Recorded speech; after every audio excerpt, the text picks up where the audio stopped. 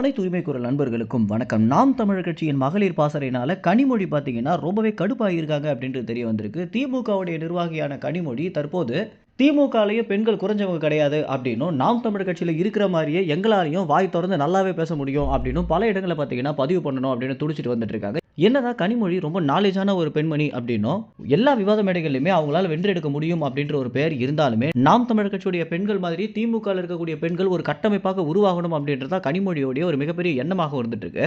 ஏன்னா தற்போது ஸ்டாலின், அடுத்து உதயநிதி ஸ்டாலின் இவங்க தான் முதல்வர் ஆவாங்க அப்படின்னு இருந்தாலுமே, கனிமொழிக்கு பார்த்தீங்கன்னா ஒரு சிறந்த இடம் இல்ல அப்படின்ற ஒரு ஏக்கம் இருக்கிறது அவங்களுடைய பேச்சுக்களே தெரிய வருது அப்படின்னு சொல்லலாம். சட்டசபையில ஆரம்பிச்சு எல்லா இடங்களிலுமே இவங்களுடைய அறிவார்ந்த பேச்சு பார்த்தீங்கன்னா, திமுகவ அடுத்த கட்டத்துக்கு எடுத்து போகுதான்னு கேட்டீங்கன்னா, நிச்சயமாக இல்ல அப்படின்னு தான் சொல்லணும். ஏன்னா தமிழ்நாடு பாலிடிக்ஸ் அப்படின்னு வரும்போது, ஸ்டாலினுக்கு அடுத்தபடியாக உதயநிதி ஸ்டாலின் தான் அந்த இடத்த ரொப்புறாரு அப்படின்ற ஒரு காரணத்தினாலயும், திமுகல நம்ம இத்தனை ஆண்டுகள் இருந்துமே, நாம் தமிழர் கட்சியில இருக்கிற மகளிர் பாசறை மாரி நம்மளால ஒரு கட்டமைப்ப உருவாக்க முடியலையே அப்படின்ற ஏக்கத்தினாலேயே, தற்போது கனிமொழி பார்த்தீங்கன்னா, தமிழ்நாட்டுல இனி வரும் காலங்கள்ல என்ன ஒரு பிரச்சனை நடந்தாலுமே, உடனடியாக திமுகவுடைய மகளிர் கூட்டணியை சேர்த்து மிகப்பெரிய போராட்டம் நடத்தணும் அப்படின்ற ஒரு எண்ணத்துல இருந்துட்டு இருக்காங்க. இது சம்பந்தமாக ஏற்கனவே ஒரு சில முன்னெடுப்புகளை எடுத்திருந்தாங்க. அதாவது காளியம்மாள் கட்சியிலிருந்து விலகுறதுக்கு முன்னாடி, காளியம்மாளுக்கு போட்டியாகவே அன்றைய தினத்துல ஒரு பூரண மதுவிலக்கு திட்டத்தை அமல்படுத்தணும் அப்படின்னு ஒரு போராட்டத்தை மேற்கொண்டிருந்தாங்க. இந்த ஒரு விஷயம் ஒரு நகைச்சுவையான விஷயமாக மாறி இருந்துச்சு அப்படின்னு சொல்லலாம்.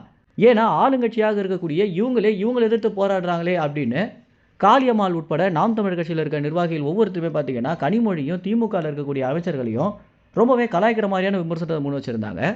மேலும் தற்போது மகளிர் பாசறைக்கு என்று சீமான் அவர்கள் கொடுக்கக்கூடிய முன்னிடமும், ஆணுக்கு பெண் சமம் இல்லை, ஆணும் பெண்ணும் சமம்னு சொல்லக்கூடிய கோட்பாடும் பார்த்தீங்கன்னா, கனிமொழிய ரொம்பவே சீண்டிருக்கு அப்படின்னே சொல்லலாம். ஏன்னா திமுகல பெண்களுக்கு அந்த அளவுக்கு ஒரு ஆரவாரம் செலுத்துறாங்களான்னு கேட்டீங்கன்னா, நிச்சயமாக இல்ல அப்படின்னு தான் சொல்லணும். இந்த ஒரு விஷயத்த போக்குறதுக்காகவே கனிமொழி பார்த்தீங்கன்னா, அடுத்தடுத்த விஷயங்கள்ல நாம் தமிழர் கட்சி மாரியே திமுகல இருக்கக்கூடிய பெண்களும் அரசியல் அறிவு உள்ளவங்க அப்படின்னு காட்டுறதுக்காக நிறைய விஷயங்களை முன்னெடுக்கிறதுக்கு தயாராக இருந்துட்டு இருக்காங்க. மேலும் இந்த தகவல் குறித்து என்ன நினைக்கிறீங்க அப்படின்னும், நாம் தமிழர் கட்சி போல பெண்களை மதிக்கக்கூடிய கட்சி வேறு ஏதாவது தமிழ்நாட்டில் இருக்கா அப்படின்ற உங்களுடைய கருத்துக்களை கமெண்ட்ஸ்ல தெரிவிங்க. நன்றி, வணக்கம்.